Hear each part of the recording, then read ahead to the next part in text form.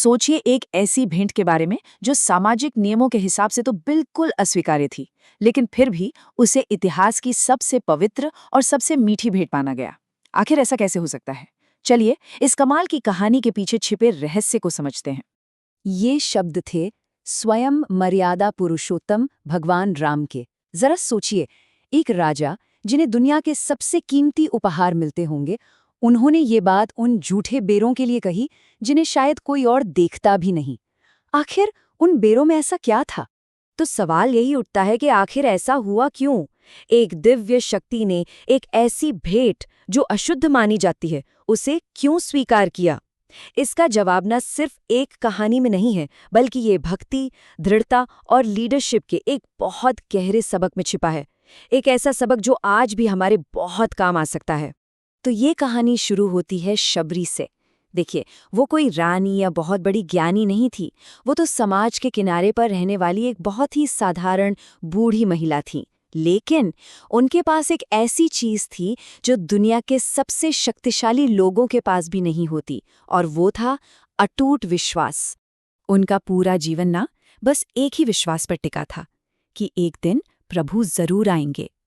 और ये कोई हल्की फुल्की उम्मीद नहीं थी, नहीं, ये तो एक चट्टान जैसी पक्की बात थी उनके लिए, जिसने उनके हर एक दिन को एक मकसद दिया। और जरा इस इंतजार के समय को देखिए। ये कुछ दिनों या महीनों की बात नहीं थी, ये सालों, शायद दशकों का इंतजार था। एक अटूट इंतजार। हर सुबह, हर शाम उनका विश्वास वैसा का वैसा ही बना रहा, ताज़ा और मजबूत, कभी कम नहीं हुआ। अब उनकी जो दिनचर्या थी वो सुनने में बड़ी साधारण लग सकती है, लेकिन असल में वो गहरी भक्ति का प्रतीक थी। ये सिर्फ बेर इकट्ठा करना नहीं था, नहीं, ये तो परफेक्शन की यानी पूर्णता की खोज थी। हर एक बेर को चखना ये पक्का करने का एक तरीका था कि जब वो बड़ा दिन आएगा तो उनकी भेंट में कोई भी कमी न रह जाए। ये उनके प्यार का हर रोज दिया जाने वाला सबूत था। और फिर एक दिन वो हुआ जिसका किसी को यकीन नहीं था, सिवाय शबरी के। सालों के विश्वास और हर दिन के समर्पण के बाद खुद भगवान राम उनके आश्रम के दरवाजे पर खड़े थे। आखिरकार वो पल आ ही गया था। और उस पल में शबरी ने उन्हें क्या दिया? कोई सोना, चांदी या कीमती पत्थर नहीं। उन्होंने तो अपने सालों की मेहनत और प्यार का फल दिया।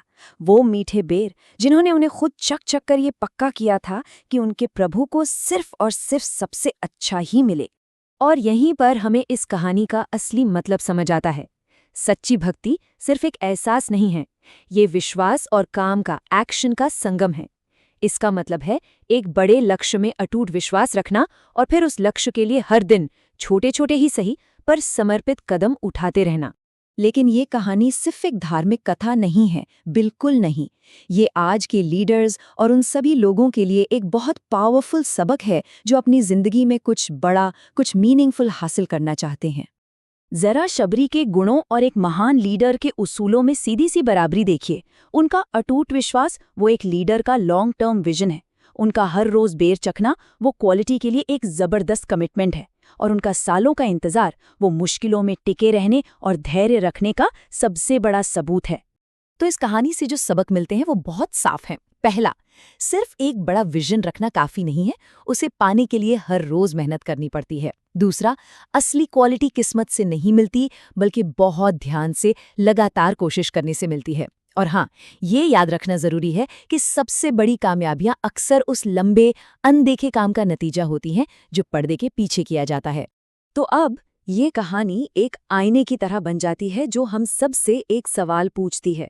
शबरी की भेंट उनके बेर थे, उनके प्यार, उनके धैर्य और उनके समर्पण का प्रतीक। तो सोचने वाली बात यह है कि हमारी भेंट क्या है? बस एक पल के लिए सोचिए, अपनी जिंदगी में, अपने काम में या अपने सपनों में वो कौन सा लॉन्ग टर्म गोल है जो इस लेवल के समर्पण के लायक है?